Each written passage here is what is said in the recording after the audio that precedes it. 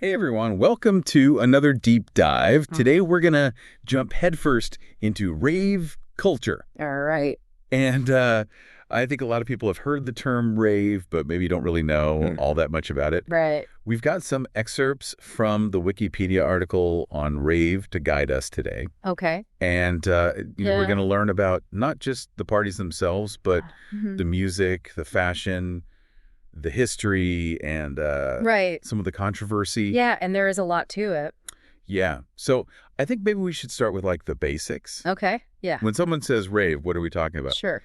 The article mentions DJs playing electronic dance music. Right. Massive sound systems, laser light shows. It's all about creating this really immersive sensory experience. Totally, yeah. You know, it's not just about listening to the music. It's about feeling it in your whole body. Yeah. With those powerful subwoofers, Yeah. the lasers, the visuals projected on the walls. It's like stepping into another dimension. Absolutely. And then there's the fashion, too. Oh, yeah. I'm thinking like those smiley face T-shirts and glow sticks, Yep. but it goes way beyond that, right? Oh, yeah. Rave fashion is like its own language. Yeah. A way to express yourself and be part of the tribe. And speaking of the music, Yeah. the article dives into all these different EDM subgenres. Oh, yeah. There are so many. Like house, techno, drum, and bass trance. Right. Each with its own unique sound and energy. So it's not just one type of music, it's this whole world. There's a whole sonic universe. Yeah. And these events range in size, too, right? Absolutely. You mentioned like small underground gatherings. Yeah, those are still happening? But then there are these huge festivals like Electric Daisy Carnival. Right, EDC? Which the article says drew over 300,000 people back in 2012. It's hard to even imagine that many people in one place. It's wild. So we've got the music, the atmosphere, the fashion. But here's the thing. What's that? The term rave actually predates all that, like the neon-drenched 90s we usually picture. You're right. Most people don't realize that. We're talking like 1950s beatniks and the 60s mod scene in London. That's right. Rave was slang for those wild bohemian parties. Wow. So like Jack Kerouac hanging out at a rave? Yeah, something like that. Even musicians like Buddy Holly used the term. Huh, I never thought about that. His song Rave On captures that youthful energy perfectly. It's like the word itself had this sense of rebellion. Definitely a rejection of mainstream norms. Which I guess you could say connects to rave culture today. Absolutely. That rebellious spirit is still there. So the term was already bouncing around, connected to this idea of letting loose and embracing a different energy. But how did it become linked to the electronic music scene we know today? That's where the late 1980s and the rise of acid house come in. Okay, acid house. It emerged from the underground clubs of Chicago. Oh, wow. So it started in the U.S. Yeah, but it quickly spread to the U.K., Interesting. riding a wave of pirate radio stations and illegal warehouse parties. That transatlantic connection is so key. It really is like Chicago provided the spark and the UK fanned the flames, creating the blueprint for rave culture as we know it. And acid house becomes the soundtrack for this whole cultural shift. Absolutely. It wasn't just about the music. Right. It was a social phenomenon. Like a reaction to the times? Exactly. This was the late 80s in the UK, a time of social and economic upheaval. And rave culture offered a sense of escape, optimism, and unity. Wow, so it's like a second wave of that 1960s summer of love. Yeah, but fueled by electronic beats instead of psychedelic rock.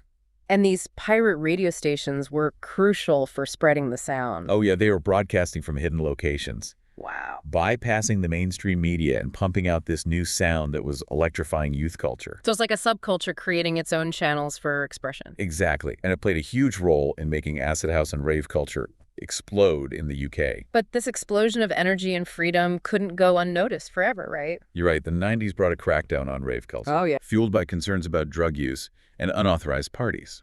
It seems like that's a pretty common reaction to new youth movements. It often is. Anything that challenges mainstream norms, especially if it involves altered states of consciousness, tends to be met with resistance. So the UK government started shutting down parties, passing laws targeting rave music, even giving police more power to stop anyone they thought was heading to a rave. It was a full-on assault on this burgeoning culture. And that crackdown pushed the scene further underground. Absolutely. Parties became more secretive, moving to remote locations or abandoned warehouses. Wow. Information spread through whispered word-of-mouth flyers hidden in record stores.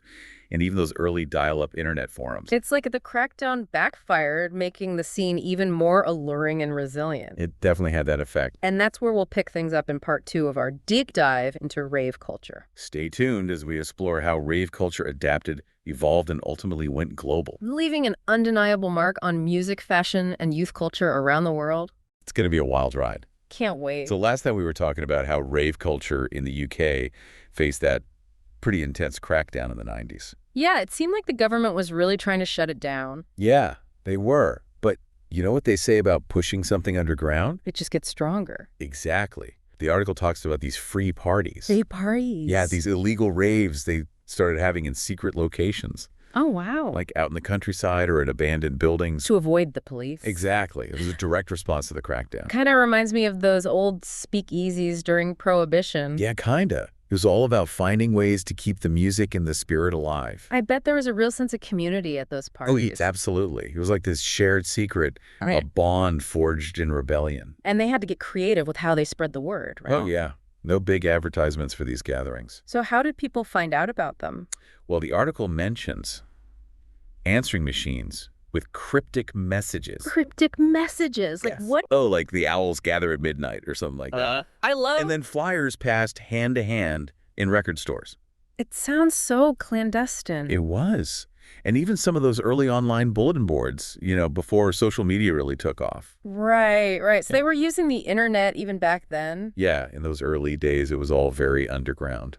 Makes sense. And the music was evolving too, wasn't it? Oh, yeah, for sure. The article mentions that early 90s rave sound. That acid house techno blend. Right. It started to splinter off into all these different subgenres.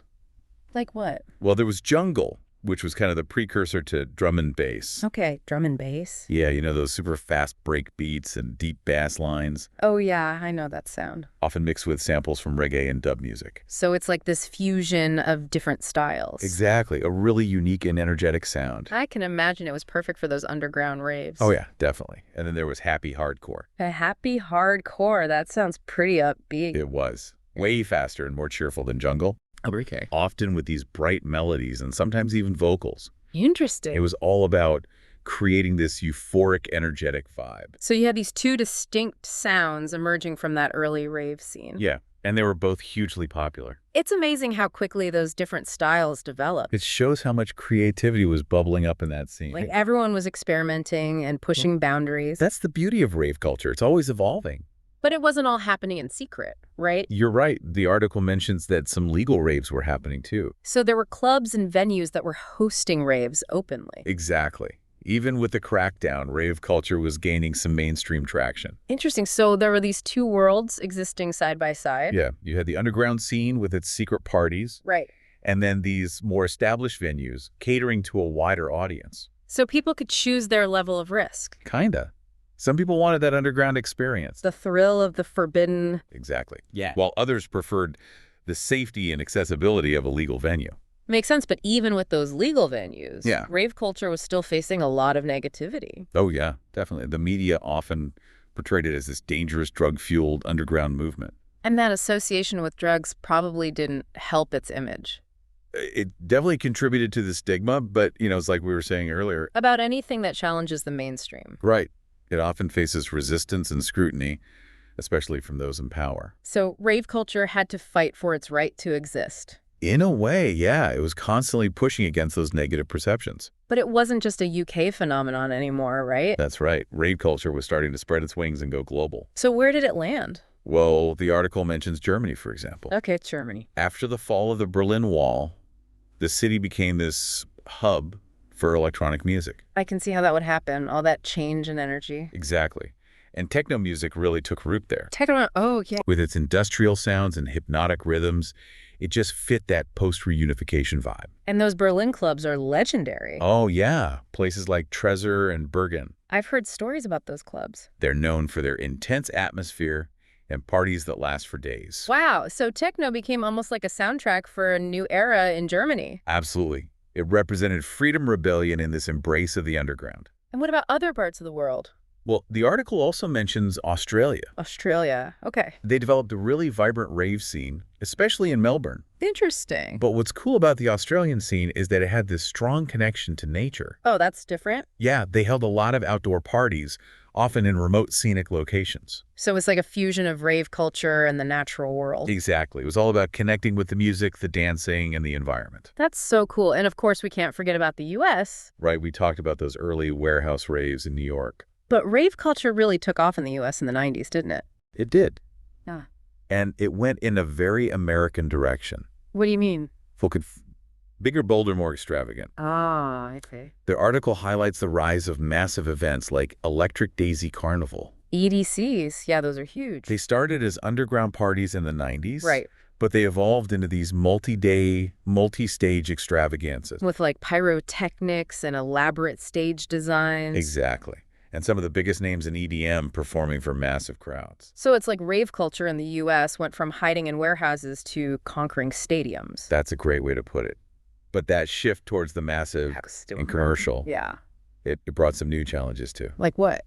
Well, remember that tragic incident at EDC back in 2010? Oh, yeah, with the young girl who died from a drug overdose. Yeah, that was a real turning point for rave culture in the U.S. It must have put a lot of scrutiny on the scene.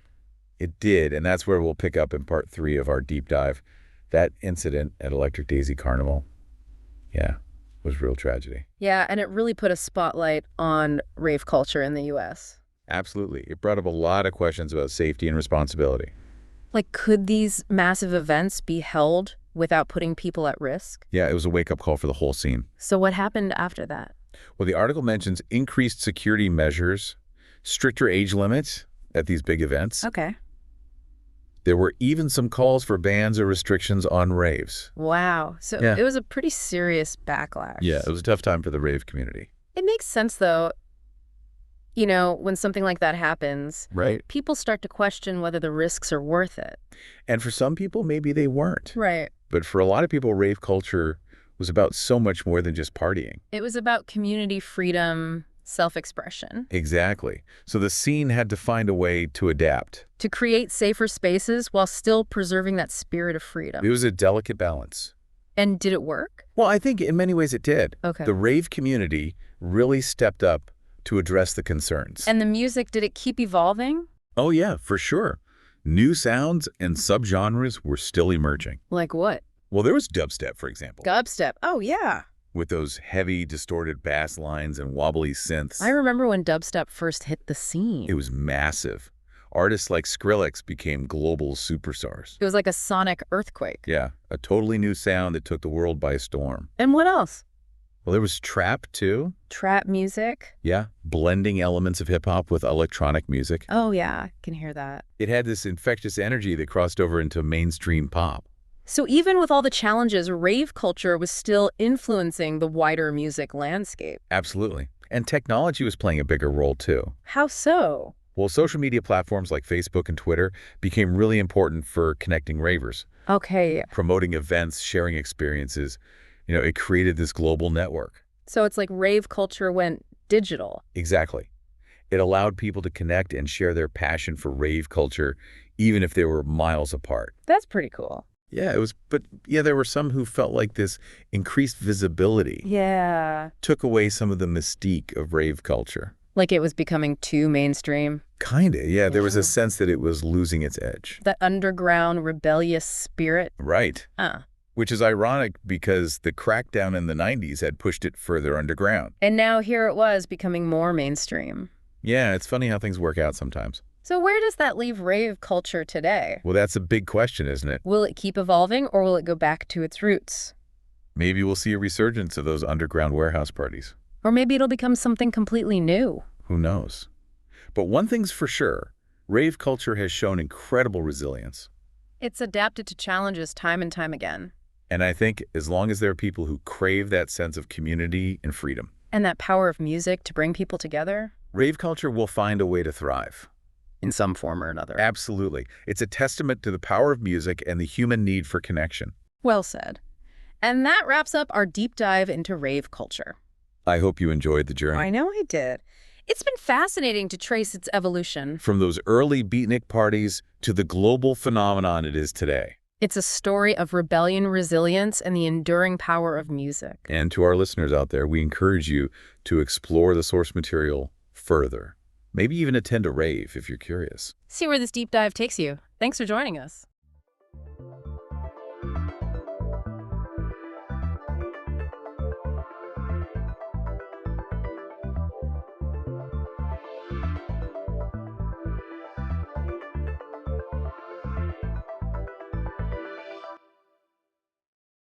Welcome to our deep dive.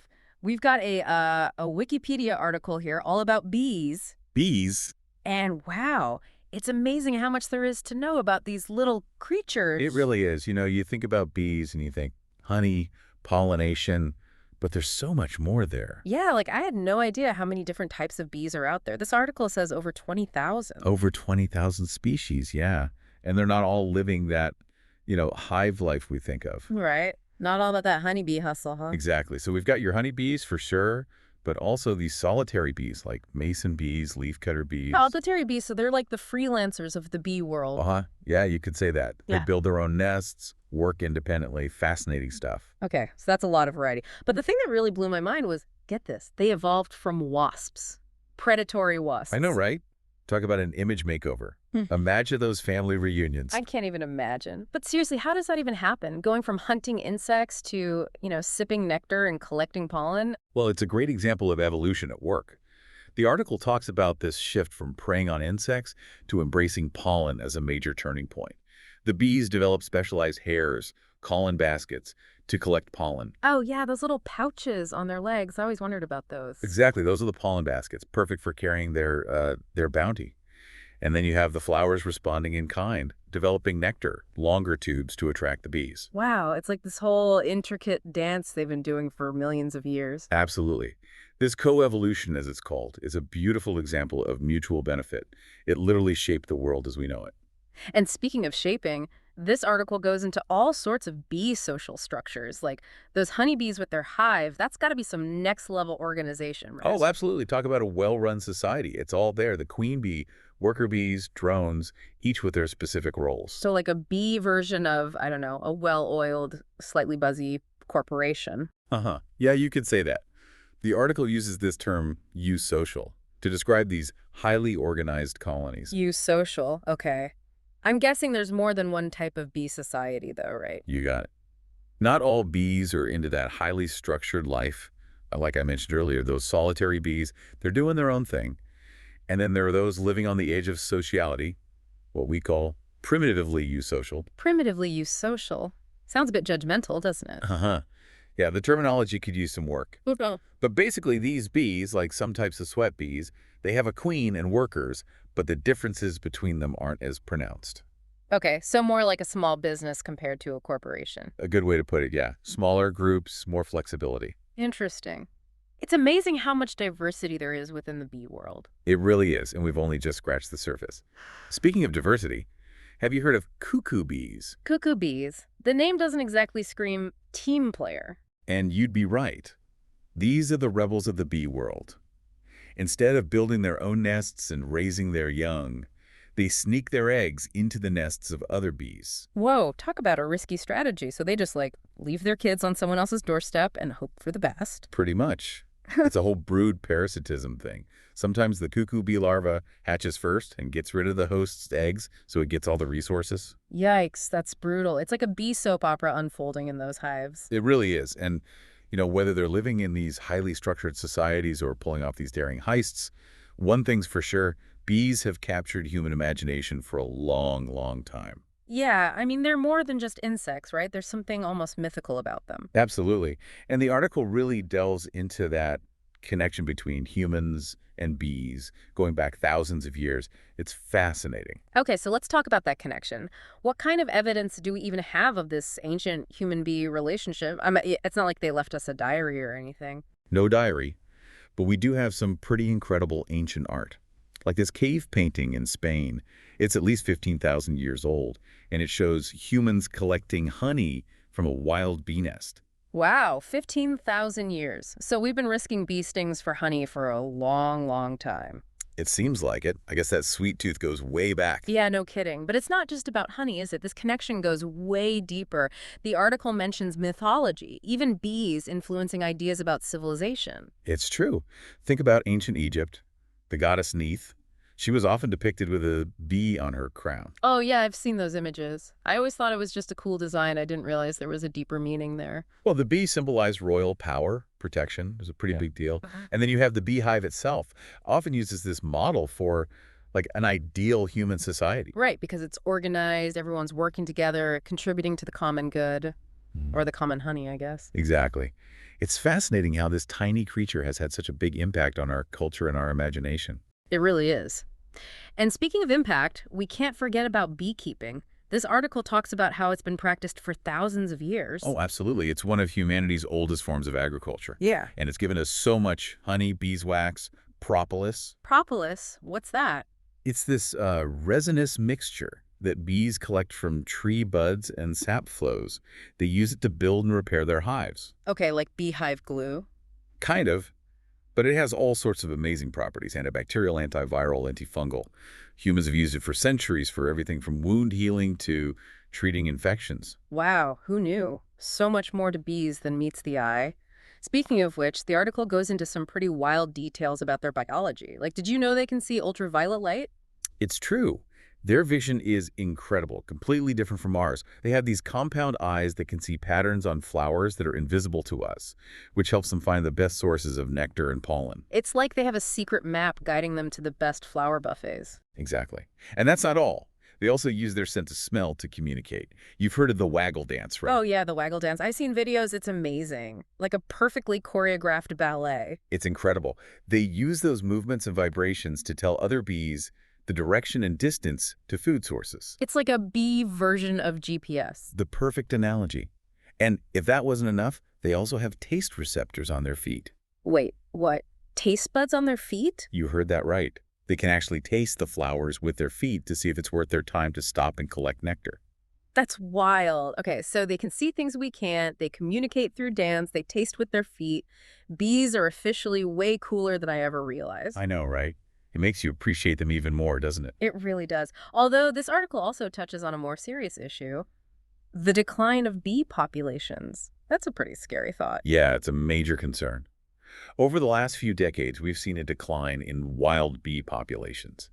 Habitat loss, pesticide use, disease, they all play a role. And it's not just about the honey, right? I mean, we need bees for so much more than that. Absolutely, they're what we call a keystone species. They play a crucial role in pollinating a huge percentage of our crops. The article said something like a third of our food supply depends on bees. That's a lot. It is, and it's not just about the quantity, but also the variety. Imagine a world without apples, almonds, blueberries. That's a pretty bleak grocery list. So what can we do? The article mentions supporting beekeepers and planting bee-friendly gardens. Are there other ways to help? Yeah, I mean, it feels like such a big problem. What can one person really do? Like, is planting a few flowers really going to make a difference? It absolutely can. Every little bit helps, and you'd be surprised how much of an impact you can make right in your own backyard. Like you said, supporting beekeepers is huge.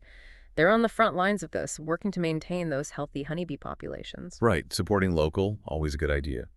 But what about those solitary bees we were talking about before? They're not benefiting from my delicious honey habit. That's a really good point. For solitary bees, it's all about creating those bee-friendly habitats. Okay, so less about the honey jars and more about the flowers. Exactly. And like I said, it doesn't have to be this huge undertaking. Even a small window box with the right plants can make a difference. Native wildflowers are always a winner, and they'll attract all sorts of cool pollinators, not just bees. Okay, so I'm adding Save the Bees to my window box to-do list. But be honest, are there ever times when bees are less than helpful? Like, the article mentions something about bees as food. People actually eat bees. Believe it or not, they do. It's more common in certain cultures, but bee larvae, pupa, even the honeycomb, they've all been considered delicacies in different parts of the world. Huh. Well, I guess it's not that different from eating other insects, right? Which seems to be becoming more of a thing these days. Still, I think I'll stick with my honey for now. Fair enough. Honey's definitely a more universally beloved bee product.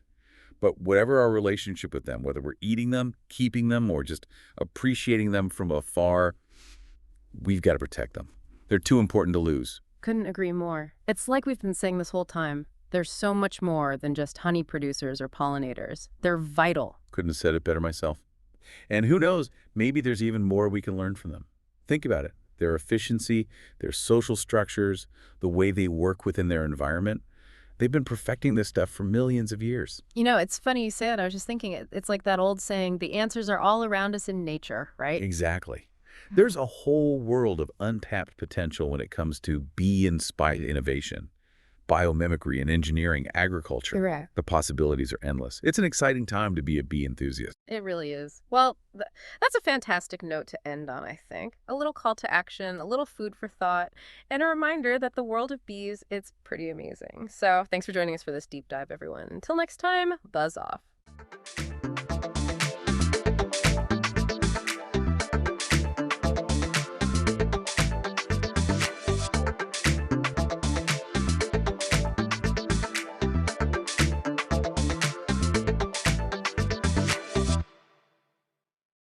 Okay, so get this. Imagine you're on your deathbed, right?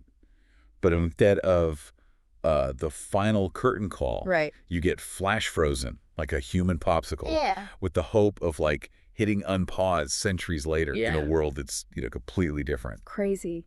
Yeah, that's the wild concept of cryonics That's right. that we're diving into today. And it's a trip, I'll tell you. Yeah, it really is fascinating. We're not talking just, sci-fi fantasy here. Right. This is a real practice, and it's been around longer than you might think. Yeah, color me surprised. Yeah. So we're going deep on some excerpts from the Wikipedia article on cryonics for this deep dive. Okay. And it's already raising a bunch of questions for me. Like, is this a legitimate scientific pursuit, or are we just delaying the inevitable with a super expensive freezer? Well, let's start with the basics. Okay. Cryonics involves preserving human remains at extremely low temperatures, Right. typically using liquid nitrogen, which gets down to negative 196 degrees C. The idea is to stop all biological processes, essentially hitting the pause button on decay, Okay. in the hope that future technology can figure out the play button. So it's not like just chucking someone in a meat locker. Right. There's a whole process here. Absolutely. First things first. Cryonics can only legally begin after someone is declared legally dead. Makes sense. Then, it involves replacing bodily fluids with special cryoprotectants. Okay. Think of them as anti-freeze for your cells to prevent ice crystals from forming and causing damage during the cooling and storage process. Hold on. Ice crystals causing damage. Yeah. I never thought about that. Oh, yeah. I mean, I know they can bust pipes, but I didn't realize they were a cellular level threat. Oh, they absolutely are. Ice crystals can wreak havoc on delicate cell structures. Oh, wow. Think of it like this. Imagine trying to rebuild a house after a blizzard, Okay. where giant ice shards have ripped through the walls and furniture. Right. It's a bit like that. Preventing that damage is crucial for any hope of future revival. Okay, that analogy paints a pretty vivid and slightly terrifying picture. Yeah. So how long has this cryopreservation thing been going on? Well, the first person to undergo this procedure was a psychology professor named James Bedford Okay. back in 1967. Wow. And get this, his body is the only one frozen before 1974 that's still preserved today. Wow. 1967. That's way before I thought this was even a thing. Yeah.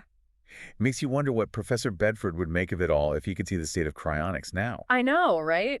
And what's even wilder is that as of 2014, there were roughly 250 bodies cryogenically preserved in the U.S. alone, Wow. with around 1,500 people signed up to join the Frozen Club. So it's more popular than I thought. Yeah, it's some serious commitment to the future. It definitely makes you think. Yeah. But here's the thing that's been bugging me. Okay. If cryopreservation is all about preventing damage, how can we even talk about reviving someone after they've been frozen? Yeah.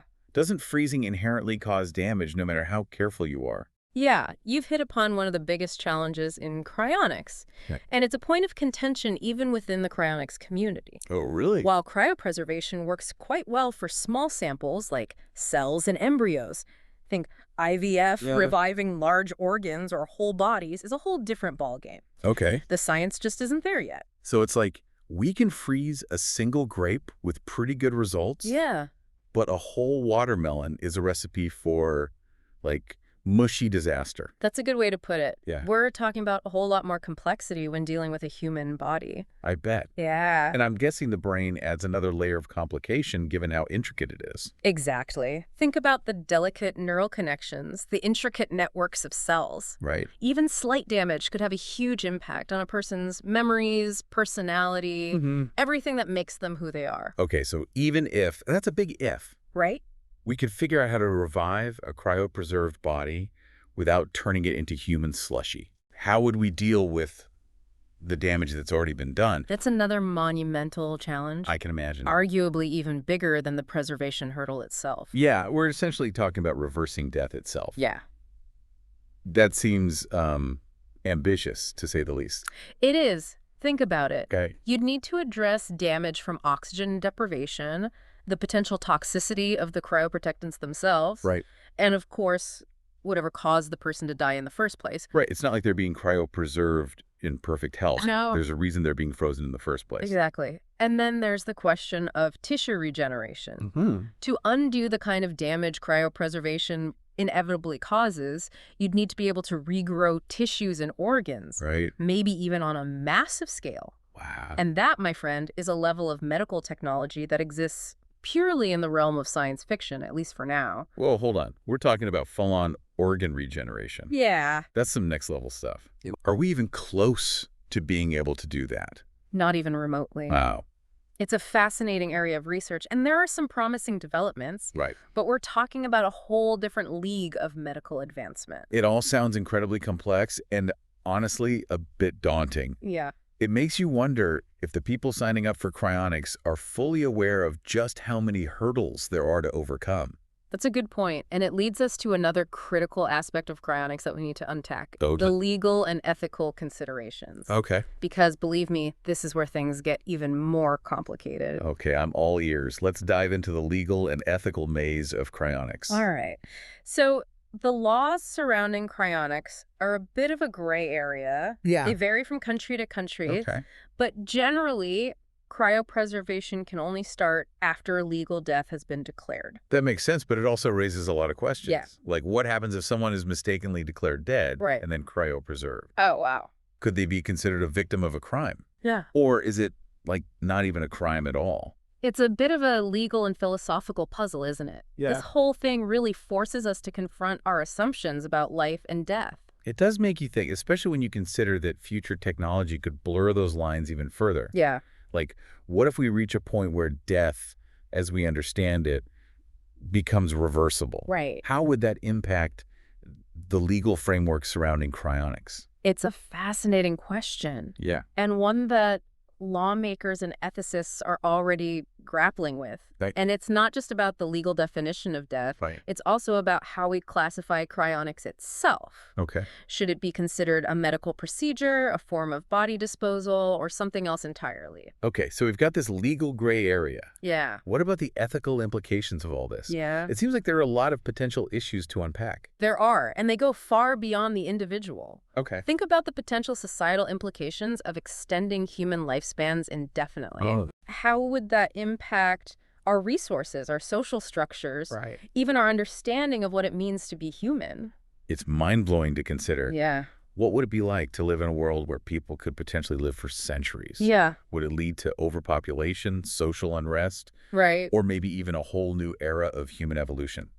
It's hard to say, Right. but it's certainly a question that's worth pondering. Okay. And on a more personal level, think about the emotional and psychological impact of being revived in a world that's completely foreign to you. Oh. Imagine waking up centuries or even millennia after your own time Right. with no connection to your past. Wow. Your loved ones long gone and everything you knew about the world completely obsolete. Whoa. Talk about culture shock. It'd be like being ripped from the pages of history and thrown into a futuristic movie. I can't imagine how disorienting and isolating that would be. It raises an interesting ethical dilemma, doesn't it? Would reviving someone in such a drastically different world be a gift or a form of cruelty? Right. And how would those individuals adapt to such a profound shift in their existence? We're basically wading into uncharted territory here, Yeah. and the questions just keep piling up. Right. But let's back up for a second. Okay. You mentioned that cryonics has been around for a while. hmm What's the story behind how this whole thing got started? Well, believe it or not, the idea of freezing humans for future revival was first scientifically proposed back in 1962 Wow. by a Michigan professor named Robert Edinger in his book, The Prospect of Immortality. The Prospect of Immortality. That's a pretty bold title. Yeah. I guess Professor Edinger was a true believer. He certainly was. Ah, And he didn't just write about it. right. He put his money where his mouth was. Okay. He founded the Cryonics Institute in 1976. Huh. And guess what? His body was cryopreserved there in 2011. Wow, talk about dedication. Yeah. It makes you wonder if he ever had second thoughts about the whole thing as he got older. Maybe, maybe not. Right. But his story highlights the intense fascination that some people have with overcoming death, and he wasn't alone. Okay. There are a number of intriguing figures associated with cryonics. Okay.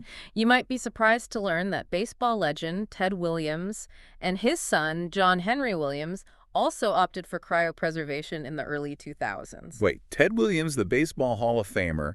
Now that's a curveball I didn't see coming. Yeah. I guess the allure of cryonics stretches far beyond the scientific community. It does. And it's not just limited to the U.S. either. Okay. Russian company Cryonics is the first non-U.S. provider of cryonics services. Huh. They've actually made it a bit more accessible, charging between $12,000 and $36,000 for the procedure. That's quite a bit cheaper than the $28,000 to $200,000 charged by some U.S. companies. Yeah. I wonder if there's a difference in the level of service or technology being used. It's a good question. Yeah. It's worth noting that Cryonics stores bodies communally in large dewars, while some U.S. companies use individual storage methods. Right. That could definitely play a role in the price difference. Okay, that makes sense. Yeah. Still, even at the lower end, cryonics is a significant investment. It is. I imagine most people would need to rely on life insurance to cover those costs. You're absolutely right. Yeah. A lot of cryonics organizations actually recommend setting up life insurance specifically for that purpose. Really? It's a reminder that this isn't a decision to be made lightly. Right. There are serious financial implications to consider, Yeah. on top of all the scientific and ethical questions we've been discussing. It all comes down to a leap of faith, doesn't it? It does. You're betting on future technology that might not even exist yet. Right. And even if it does, there's no guarantee that it'll work as hoped. That's the inherent risk with cryonics. Yeah. It's a gamble on the unknown. And like with any gamble, there are potential downsides to consider. Some critics argue that focusing on cryonics might actually distract us from more practical and proven ways to extend lifespan and improve health right now. That's an interesting point. Yes. It's like putting all your eggs in the cryonics basket Right. instead of investing in things that could benefit us in the present, Exactly. like better health care, healthier lifestyles, Right. and advancements in regenerative medicine that don't involve freezing our entire bodies. Exactly. There's a lot we can do to improve our health and longevity today, Right. and those efforts shouldn't be overshadowed by the speculative nature of cryonics. Okay. And we also need to be mindful of the potential unintended consequences of radically extending human lifespans. Right. We've already touched on some of the societal impacts. Yeah. But what about the individual level? Yeah. Would indefinitely extending our lifespans actually lead to greater happiness and fulfillment? Right. Or could it create a whole new set of existential challenges? It's a fascinating question. Some people might thrive in a world where they could live for centuries, Right. while others might find it overwhelming or even meaningless. Yeah. And then there's the question of identity. Right. Would we still be the same person after being revived centuries later? Right. Would our memories, our values, even our sense of self remain intact? It's almost like we're stepping into a science fiction novel here. Yeah, The possibilities are both exhilarating and a bit terrifying. they are. And that's what makes this topic so captivating. Yeah. It forces us to grapple with questions that we might not otherwise consider. Right. It challenges our assumptions about life, death, and what it means to be human in a world where technology is constantly pushing the boundaries of what we thought was possible. Okay, so we've covered a lot of ground here. We have. We've talked about the science, the history, the ethical dilemmas, and even the potential societal impacts. Yeah, It's clear that cryonics is a complex issue with no easy answers. for sure. But before we wrap up, I'd love to hear your thoughts on one more thing. Of course, what's on your mind? Well, you've clearly given this a lot of thought. Yeah.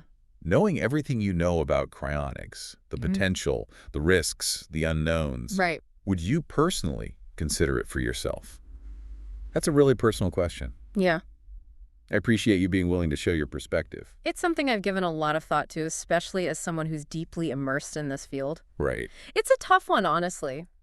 On one hand, the idea of getting a second chance at life, of experiencing a future that's vastly different from our own, is undeniably appealing. Who wouldn't want to see what the world will be like in 100 years, 1,000 years even? It's like having a front row seat to the evolution of humanity. Exactly.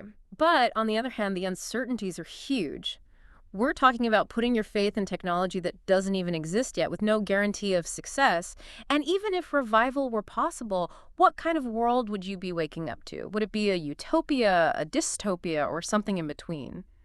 Would you even recognize yourself, your values in that future context? It's a gamble, that's for sure. And not just with your life, but with your identity, your entire sense of self. It is, and that's why I think the most important thing for anyone considering cryonics is to do their research, to understand the science, the risks, the ethical implications, and to really grapple with what it would mean to be revived in a future that's so fundamentally different from our own. So it's less about a definitive yes or no and more about informed exploration. Absolutely. It's about asking yourself the tough questions, weighing the potential benefits against the very real risks, and ultimately making a decision that aligns with your own values and beliefs. That makes a lot of sense. Yeah. It's not a choice to be made lightly. And for those of us who are just fascinated by the concept of cryonics, what's the key takeaway? What should we be thinking about as we move forward in this world where technology is constantly pushing the boundaries of what we thought was possible? I think the most important takeaway is that cryonics, whether it ultimately succeeds or fails, forces us to confront fundamental questions about life, death, and what it means to be human. It challenges our assumptions about the limitations of science and technology and prompts us to consider the ethical implications of our choices, both for ourselves and for future generations. So it's a conversation that's worth having even if we don't have all the answers. Absolutely. And even if you're not personally interested in cryopreservation, the debate around cryonics raises important issues that will only become more relevant as technology continues to advance. It's a conversation that I hope we'll continue to have with open minds and a willingness to grapple with the complexities and the unknowns. Well said. It's been a fascinating deep dive into the world of cryonics, exploring the science, the ethics, and the sheer mind-boggling possibilities. It's clear that we've only scratched the surface of this complex and evolving topic, but hopefully this deep dive has given you some food for thought. I hope so too. And who knows, maybe one day we'll be revisiting this topic with a guest who's experienced cryopreservation firsthand. Now that would be a truly mind-blowing conversation. But until then, keep those brains firing, keep exploring, and we'll catch you on our next deep dive.